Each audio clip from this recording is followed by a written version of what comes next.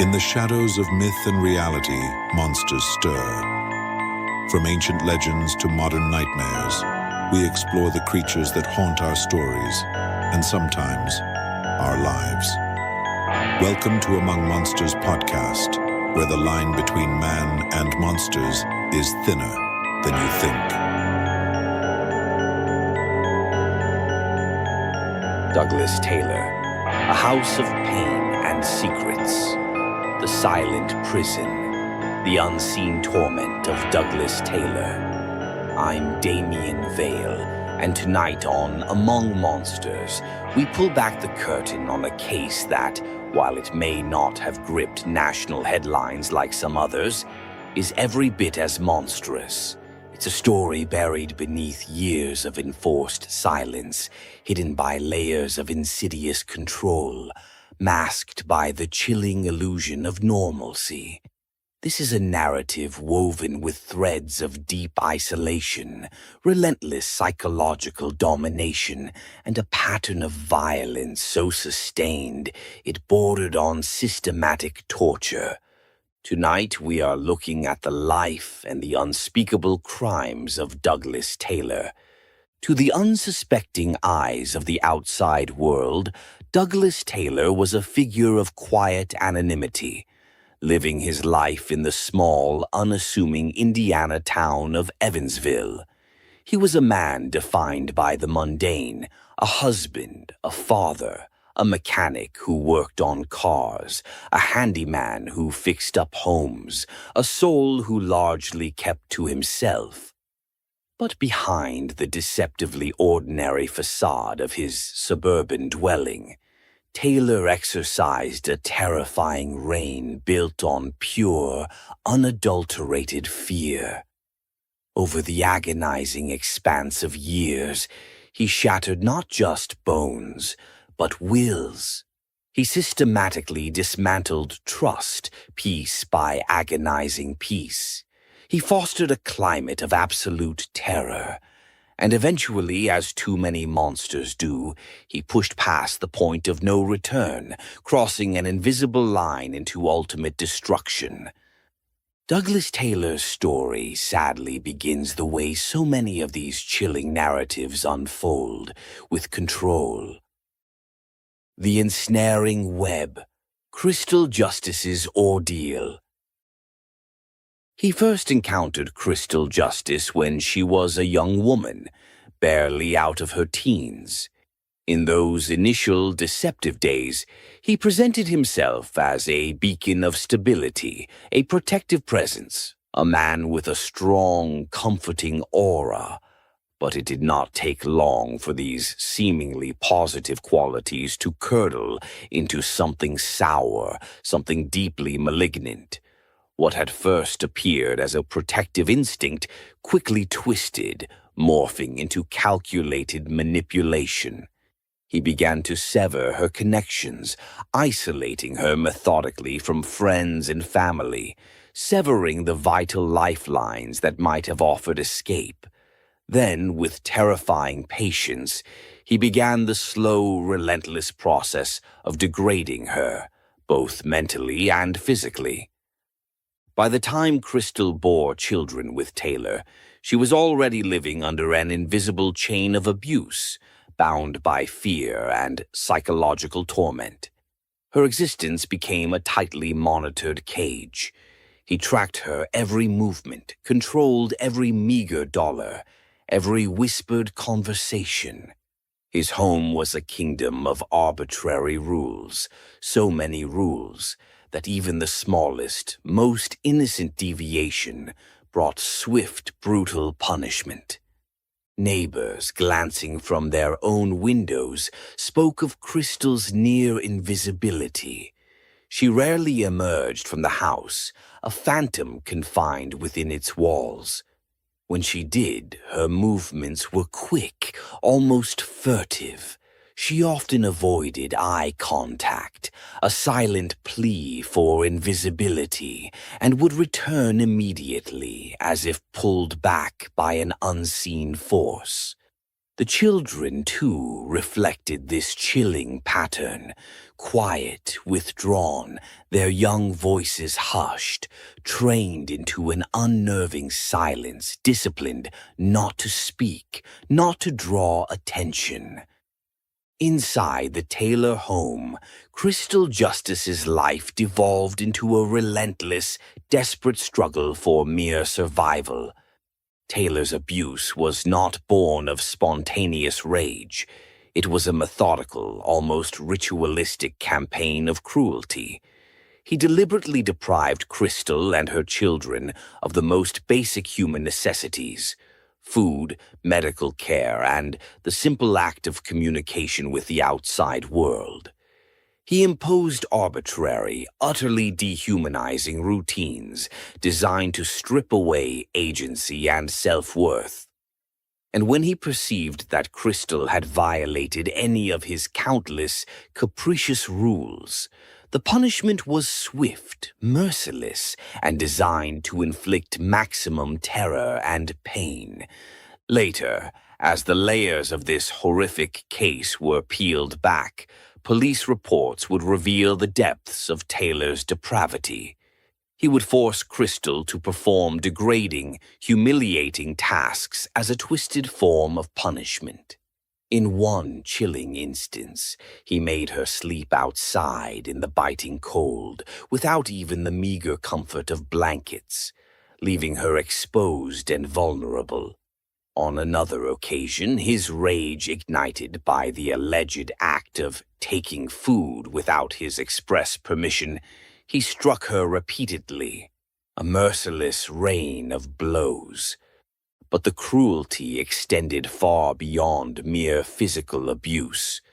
Douglas Taylor was a master manipulator, a sculptor of terror in the human mind. He systematically indoctrinated Crystal into believing that any attempt to flee, any desperate bid for freedom, would result in certain death, not just for her, but, more agonizingly, for her beloved children. He painted a terrifying canvas of the outside world, one where the police were his unquestioning allies, where she would never be believed, where her cries for help would be met with scorn, and where any desperate attempt to break free would only tighten the inescapable noose around her and her children's lives. And terrifyingly, it worked. For years, Crystal Justice lived enslaved, her spirit slowly suffocated by this relentless psychological warfare, the fatal unraveling. The situation, a slow-burning fuse of human misery, escalated inexorably over time, and eventually, as it so often does in cases of unchecked domestic terror, the abuse took a fatal, irreversible turn. In February of 2016, a seemingly mundane phone call shattered the fragile peace of the Evansville community. Douglas Taylor calmly contacted the police, reporting that his girlfriend, Crystal Justice, had suffered an overdose. When paramedics arrived at the Taylor residence, the scene was one of grim urgency. Crystal was unresponsive, her body a silent testament to her suffering. She was rushed to a local hospital where, despite the desperate efforts of medical staff, she was declared brain dead. Within 24 agonizing hours, Crystal Justice was gone. To most who heard the news, her death appeared to be a tragic accident, a heartbreaking statistic in the devastating wave of overdoses that was, and continues to be, sweeping across the Midwest. But the astute medical staff, trained to see beyond the surface, noticed something profoundly strange. Crystal did not present with the typical, unambiguous signs of a drug overdose. Instead, her body told a different, more chilling story. She bore multiple older bruises, faded echoes of past violence. There were signs of healing fractures, injuries sustained days, weeks, perhaps even months prior, left untreated. Her body showed severe signs of malnutrition, a testament to prolonged deprivation. Her fingernails were broken, her gums damaged, small but telling details of a life lived in torment.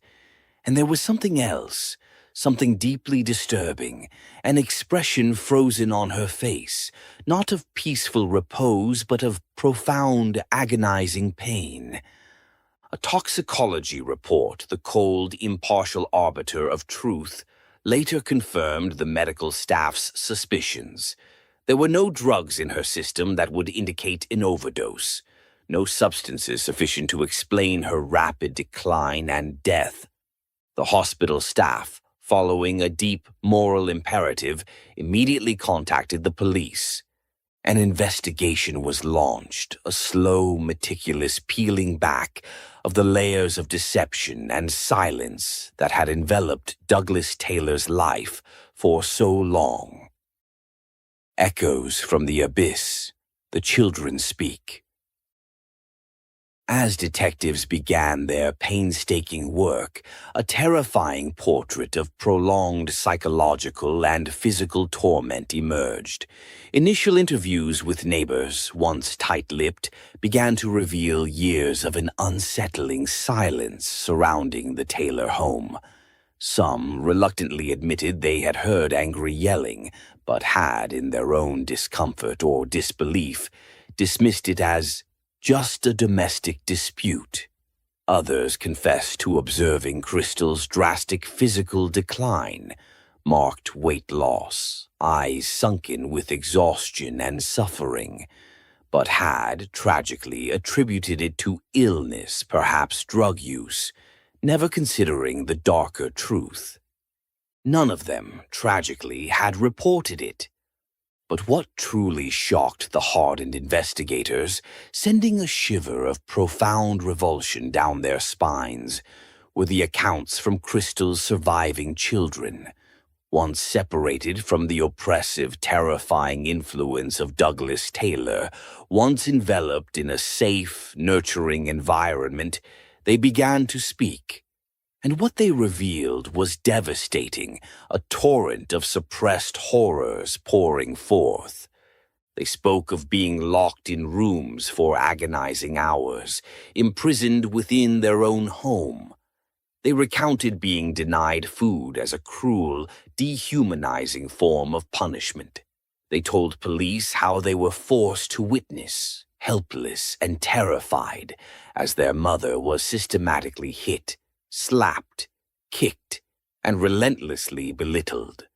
They described how Taylor would erupt into terrifying rages, sometimes over a carelessly spilled glass of water, sometimes over imagined slights, and unleash a torrent of unchecked violence upon their mother. Crystal, in her own home, was not permitted to speak freely, her voice stifled by fear. Taylor controlled who she saw, what little she ate, and even the precious hours of her sleep. Over time, her fragile health inevitably began to fail under this relentless deprivation and abuse. But Taylor, in his ultimate act of control, steadfastly refused to allow her to seek any medical care. The children later testified that Crystal had begged him for help just the day before her death, her final, desperate plea. His chilling response, delivered with cold indifference, was to tell her simply, "Pray." Police swiftly moved to arrest Douglas Taylor, and the charges began to mount. Multiple counts of domestic battery, egregious neglect, and ultimately, the devastating charge of murders. Justice for Crystal, the verdict. Prosecutors built their case with painstaking care, arguing convincingly that Crystal's death was not a sudden, unforeseen event, but the direct, inevitable result of long-term, sustained, and systematic abuse. They painted a chilling portrait of Taylor as a man utterly obsessed with dominance, a man who didn't just physically beat his partner. He meticulously deconstructed her, stripping away her dignity, her autonomy, her very essence, until there was nothing left but forced obedience. At trial, the grim evidence was laid bare. Photos of Crystal's emaciated, battered body were presented to the jury, images so horrific they spoke volumes of not just recent injuries, but a devastating history of trauma. The evidence detailed broken ribs, severely bruised kidneys, deep lacerations, and clear signs of untreated infections that had ravaged her body. The defense, in a desperate attempt to create doubt, tried to argue that Crystal had pre-existing health problems, that she might have accidentally slipped, fallen, or even intentionally harmed herself. But the jury, presented with overwhelming evidence, simply did not buy it. The timeline of her injuries was too precise. The harrowing witness accounts from her own children were too consistent, too devastatingly truthful. The sheer extent of the damage inflicted upon her body was too severe, speaking unequivocally of prolonged torture. In 2018, the scales of justice finally tipped. Douglas Taylor was found guilty of felony murder, domestic battery, criminal confinement, and neglect of a dependent. He was sentenced to 65 years in prison, a lifetime behind bars for the lifetime he so cruelly stole. He showed no remorse during his sentencing, his face a mask of cold indifference, a final testament to the unfeeling monster he truly was. The echo that matters, why Crystal's story resonates. Crystal Justice's death did not ignite national headlines. There were no televised court proceedings that captivated a nation, no viral social media campaigns that rallied millions to her name. Her name was not emblazoned on T-shirts or carried on protest signs, a public rallying cry for justice. But that in no way makes her story any less important. If anything, it makes it profoundly more urgent. Because Crystal's story is the story of countless victims who live in agonizing silence, who are trapped not by visible chains, but by invisible bonds of fear, by the suffocating weight of absolute control, by the deeply ingrained, terrifying belief that the world outside their prison will not believe them, will not help them, or, worst of all, will simply not care.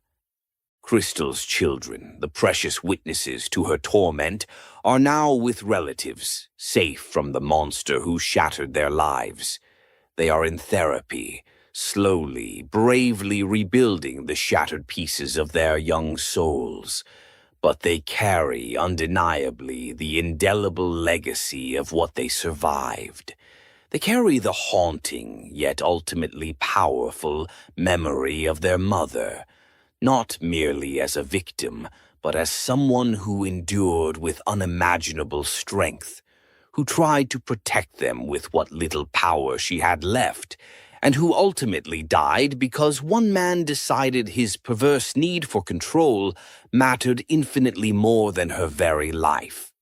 We, in our well-meaning but often naive empathy, often ask, why didn't she leave? As if freedom is simply a matter of making a choice, a simple decision to walk away. But in the chilling reality of abuse, monsters like Douglas Taylor don't just strike with their fists. They condition their victims. They systematically dismantle self-worth, brick by agonizing brick.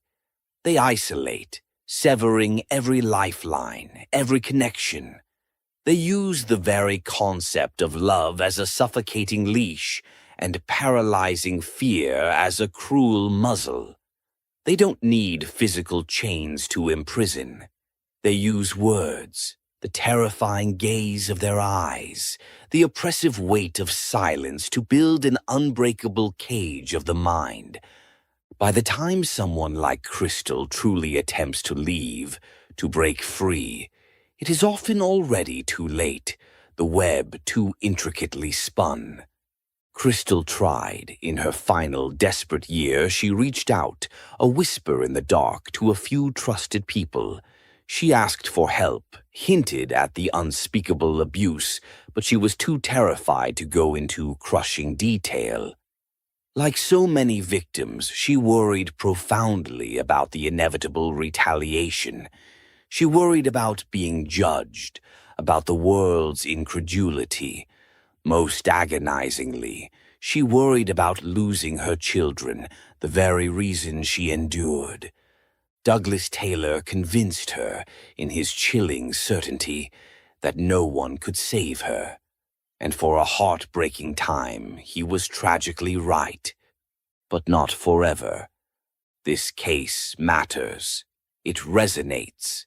It reminds us with stark, undeniable clarity that monsters don't always manifest with horns or with visible fangs. They don't always scream in the night. Sometimes they speak softly, their voices calm and deceptively ordinary. Sometimes they diligently pay the bills, maintaining a veneer of respectability.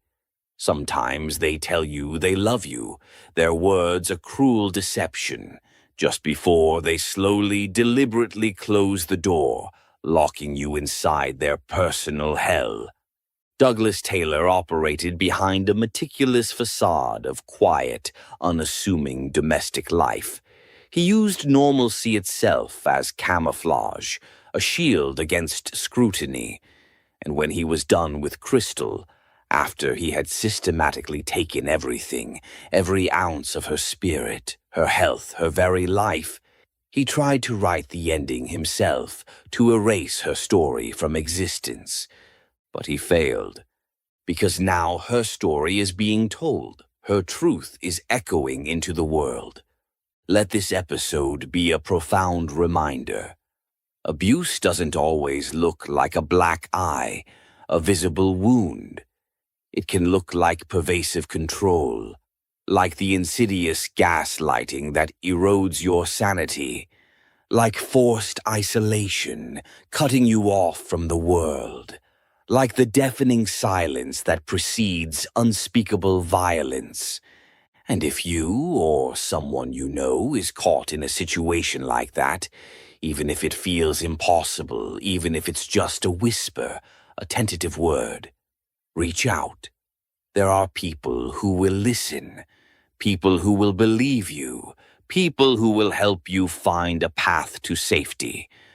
Crystal Justice's story may have tragically ended, but her voice, through the telling of her truth, echoes on, through her surviving children, through every survivor who finds strength in her quiet resilience, and now, through us. This has been Among Monsters. I'm Damien Vale. Until next time, stay safe, stay aware, and never assume silence means peace. Thank you for listening to Among Monsters podcast. Find more episodes of Among Monsters podcast on Apple Podcasts, Spotify, Spreaker, or anywhere premium podcasts exist. Email us at amongmonsterspodcast@gmail.com.